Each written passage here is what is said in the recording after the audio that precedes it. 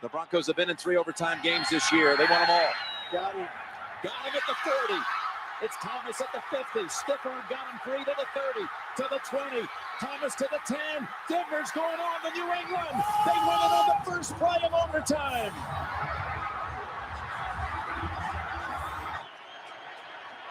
Rodgers in trouble. It's going to get there. He turned 32 yesterday. Does he have a vintage moment in him? In the end zone, it is caught for the win.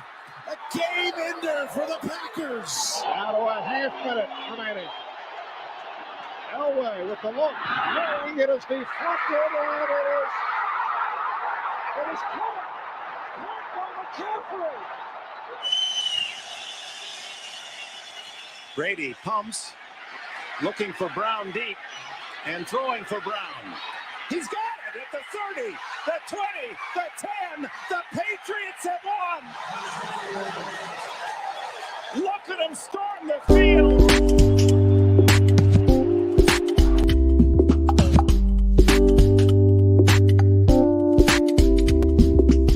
Hey everybody, it's the Maurice Brown Show Sports Edition.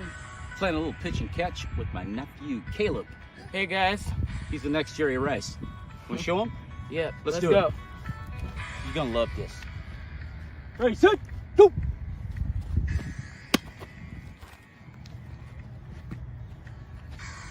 Let's start the show.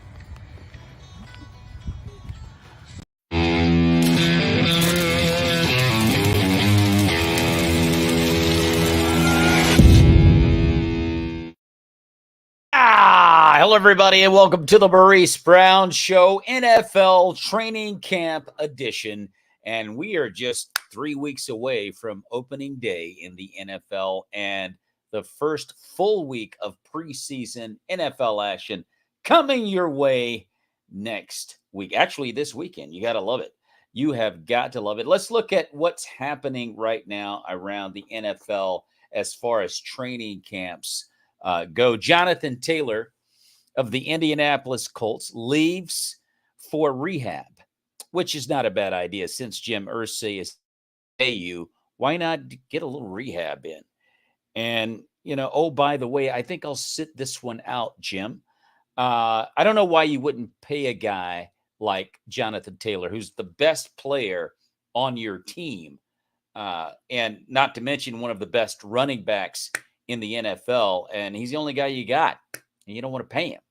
I don't understand that. They say that quarterbacks are worth more. You don't have one. So he's going to get some rehab. Also from training camp in Washington, some of the players for the Washington Commanders are concerned about the intensity of offensive coordinator Eric Bieniemy from the Kansas City Chiefs. Oh, by the way, they won a title. Legitimate beef or not. My thing is he's got a couple of Super Bowl rings on his finger. Last time I checked, the Commanders, they don't have any. It goes all the way back to 1992 when they beat the Buffalo Bills as the Washington Redskins. So that's quite a while ago. In fact, 30 plus years. I think you can handle Eric Bieniemy getting a little upset about running the wrong route, taking too much time at the water cooler, not making tackles. You don't have a winning season. I don't think you've had one in several years. So I don't think I'd get too upset with Eric Bieniemy. Eric Bieniemy said, the reason I yell and scream is because I want to keep my job. I get that. I'll get fired if I don't yell and scream to a certain extent. I get that. It's football. Guys yell and they scream. Oh, and they bleed. I think they can handle it. But that's the problem right now in Washington. They're saying that Bieniemy is a little too loud. And they have a problem with that. And Ron Rivera seems to be backing them up. He's telling all the media, hey, my players say they don't like Eric. He's a little too loud. I don't know if that's called supporting your assistant or not. I think Bieniemy, if they listen to him, I think the Commanders are going to be very good this year. They have a young quarterback in Sam Howell who looks really good coming off his last game last year. that's the only reference we have, but he looked really good in that game. And they have talent on that team. And Dan Snyder's gone. I think the Commanders are going to be a factor this year. And if they listen to Eric Bieniemy, who, oh, by the way, once again, has 2 Super Bowl rings, I think these guys can make some noise in Washington, D.C. this year. Here's another question for you, though. Should rookies start at quarterback? We have Bryce Young in Carolina, who's been named QB1 by head coach Frank Reich. And they're saying he's frustrated in practice right now. C.J. Stroud slated to start in Houston for the Texans. And you're going, I understand the Houston thing. I don't know who the veteran QB is there, but you've got Andy Dalton there in Carolina. My thing is, let Dalton take the keys for 3 to 5 games and then slide Bryce Young into the starting lineup and see how he looks. Because I can tell you right now, Andy Dalton's not going to be your guy, but he's a veteran. So let him just kind of take the reins for a couple of games and then bring Bryce Young in there. You're setting the kid up for failure, in my opinion. The Panthers are rotten. C.J. Stroud didn't have a choice. There's no veteran there in Houston. Peyton Manning was thrown into the fire. He became one of the greatest quarterbacks of all time. Troy Aikman was thrown into the fire in Dallas. I didn't think he was going to make it through the season. They pummeled him. I don't know if he had 27, 30 concussions in 1 year, but he became great. And 3 Super Bowls. That doesn't happen every day is what I'm saying. Those are isolated cases. And from time to time, you'll get a guy that's a rookie, a Michael Vick. You can throw him in there. But they come a dime a dozen. And so I think for the most part, if you have a veteran, even if he's a journeyman and he's been in the league 8, 9, 10, 11 years, let the guy start and then just bring the rookie in slowly and let him get acclimated. I think that's the best way to go. I wish Bryce Young all the luck in the world, but that to me is just not a good idea to just throw a rookie into the fire. Jordan Love, the guy behind me right now, had Aaron Rodgers to watch for 4 years. And Aaron Rodgers had Brett Favre to watch for 3-4 years.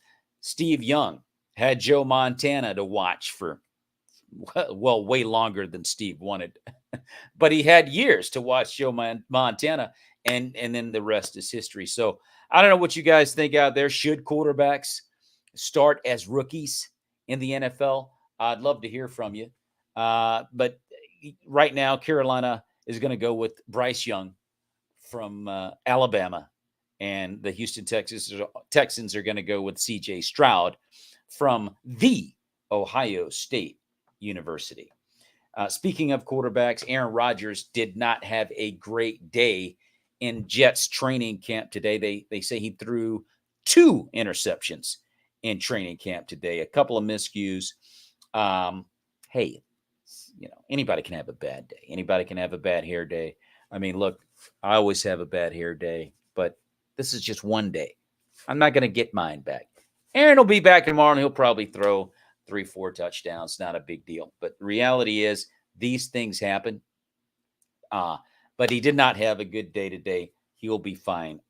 Running backs in the NFL. Are they being disrespected? Josh Jacobs, somebody correct me if I'm wrong on that, did not get paid in Oakland, had a great year last year. Saquon Barkley had to wait till the last minute before he got his money. And Melvin Gordon, running back of the Baltimore Ravens, is just saying running backs are disrespected. And it's a bad deal. And I would say to a large extent they are. But if you go back to the 70s, to the O.J. Simpsons of the world and, Gale Sayers. And, you go back to, Emmitt Smith and Barry Sanders and Eric Dickerson, Otis Anderson.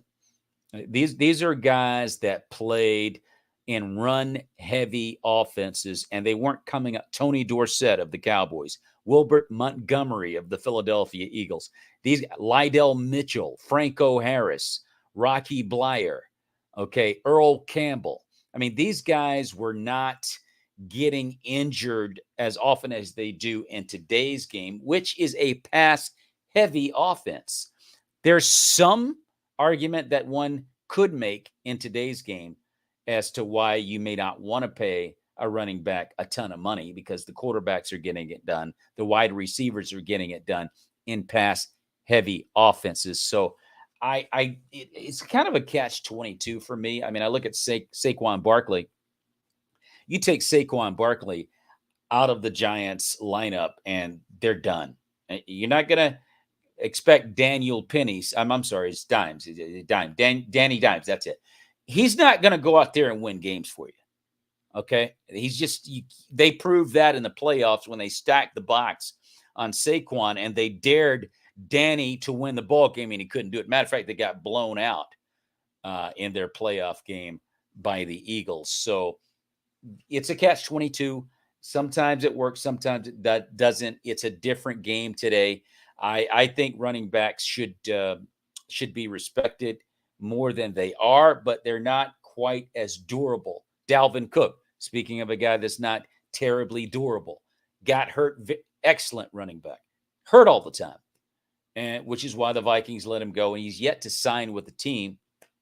And I guess he's waiting for a big payday. He's a great back, but you would have thought by now. In fact, he would have signed with someone by now. Jets were talking about getting him. Dolphins have been talking about getting him. There's been, I believe, talk about the Raiders maybe picking him up.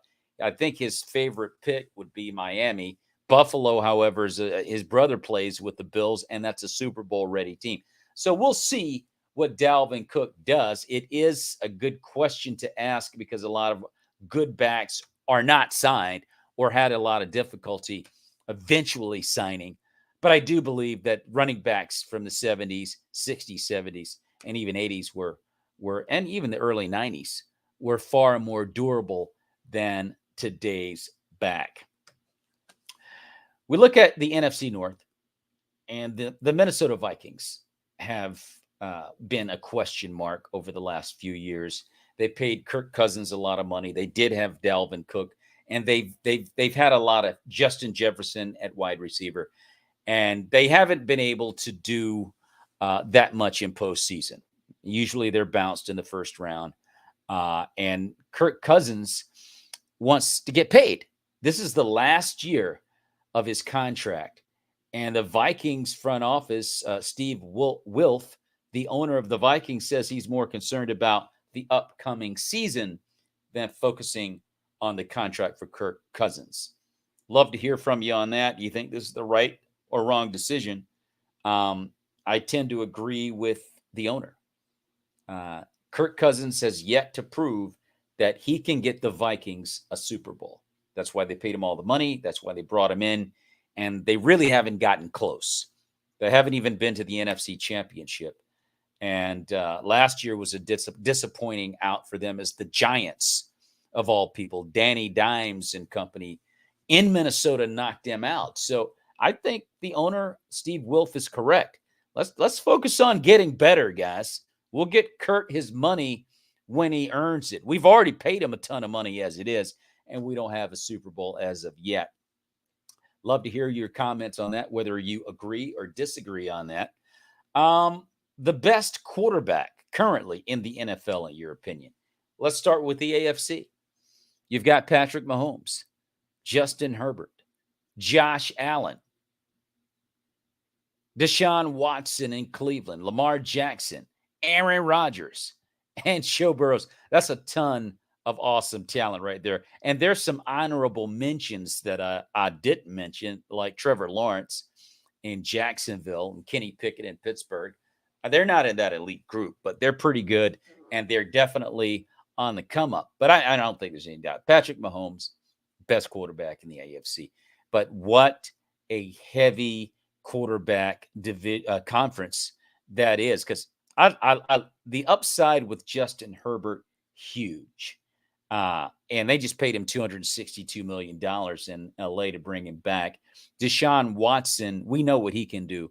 And having some experience under center, maybe last 4 to 6 games of the year, coming into this season with Nick Chubb and a very good Myles Garrett-led defense, I think Cleveland could make some noise this year. And, in fact, make a run at the Super Bowl. Lamar Jackson coming back to Baltimore. He got his money. I think they paid him $255 million to come back for the Ravens. Dynamic quarterback, dynamic team, good defense, and some good running backs as well. Could make a run for the Super Bowl. This could be Lamar Jackson and the Baltimore Ravens. There's no question about it. And then Aaron Rodgers in New York with the Jets. They could very well win out. Best defense, arguably, in the NFL. And here comes Aaron Rodgers on the offense with some talent on the wide receiver end.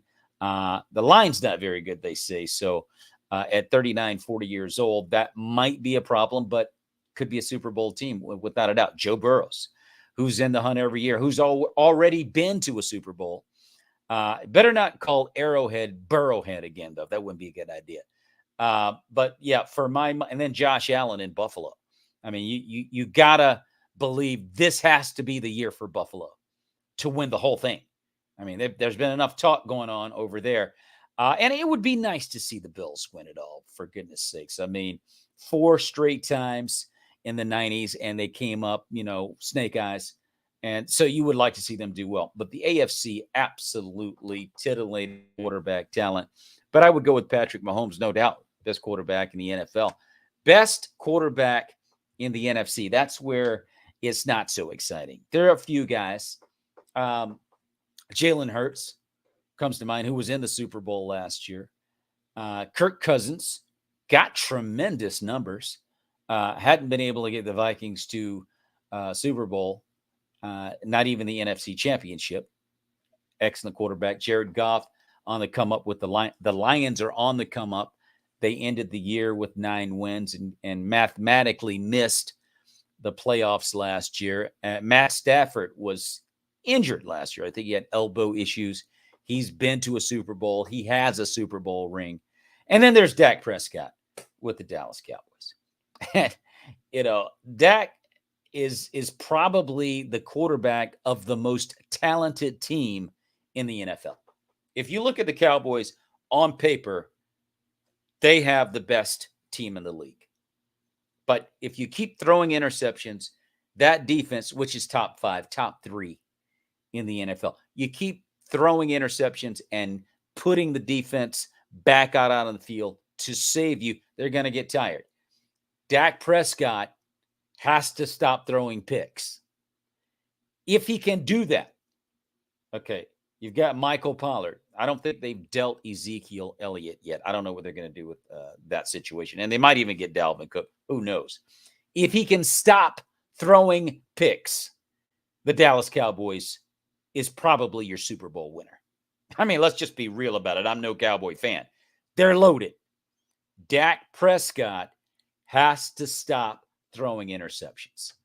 If he can do that, the Cowboys are primed to win a Super Bowl. That's just my take on that. If you look at some of the best wide receivers in the NFL today, and let's go back to that. Let's go to Jerry Rice. Jerry Rice, the best wide receiver we've ever seen play the game. Then you've got other great ones like Terrell Owens and Randy Moss and Steve Largent, even with the Seattle Seahawks. And there are just some names out there that you can't tell. But go back to the 70s. And that was a run-heavy offense that they ran in the 70s. The bump and run was in full effect. You can take a wide receiver and body slam him on a deep route, okay, or a dig or an out. You just body slam him. And so you weren't going to be able to throw that many successful passes. Now I got Robert Pepper is saying that there's no way the Cowboys are Super Bowl contenders. And Mr. Pepper, I understand this is a Washingtonian, ladies and gentlemen. Excuse his French. But listen, back to what I was saying about wide receivers in pass-heavy, run-heavy offenses and the bump and run full effect. Lynn Swann and John Stallworth are 2 of the finest wide receivers I've ever seen play in the NFL. Period. They don't have the numbers that Jerry Rice has. They don't have the numbers that Henry Ellard has. They don't have the numbers. They don't have them. They don't have the numbers that Randy Moss has. Okay. But I look at guys like Lynn Swann and John Stallworth, and then Drew Pearson of the Cowboys, who missed 3 opportunities to make the Hall of Fame. Finally, on the 4th attempt, he's in, and rightfully so. Ken Burrows of the Houston Oilers. For you Houston Oiler fans out there that have to root for the Titans, if you root for them at all, maybe you don't even root for the Titans. Isaac Curtis, wide receiver for the Cincinnati Bengals back in the day.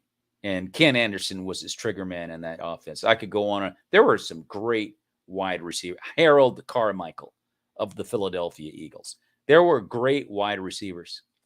And so my question is the value of the receiver of the 70s being overshadowed by this pass-heavy offense we see of the modern era? Love to hear your opinion on that. I know that's a crazy statement to say Swann and Stallworth are the best of all time. Watch the video, and you'll see what I'm saying. Jerry Rice, though, he has the numbers. He's got the numbers, and you can't argue with it, but I'm just throwing it out for the sake of conversation. Watch the video. Finest pair of receivers I've ever seen. Well, that's your NFL training camp update. We didn't have nephew Caleb today, and Antoine Stewart. Antoine Stewart will be on the show September 5th. We'll be back next week, and I'll have my son Marcus Brown on the show hopefully next week as we inch toward the beginning of the NFL season. Can't wait. There are a lot of teams out there that you could pick to win this whole thing. The kid behind me right now, Jordan Love, will be starting this year. He'll be QB1 for the Green Bay Packers after the exit of Aaron Rodgers. How's he going to do? I did not mention Jordan in the elite status because he's not elite. I don't even think he's the best quarterback in the NFC North. However, he's surrounded by a lot of talent. He had the chance to watch one of the best to ever do it in Aaron Rodgers for 4 years. And it's his time. And so he's got a defense that's expected to be top 5. 8 first-round picks are on their defense. He's got A.J. Dillon and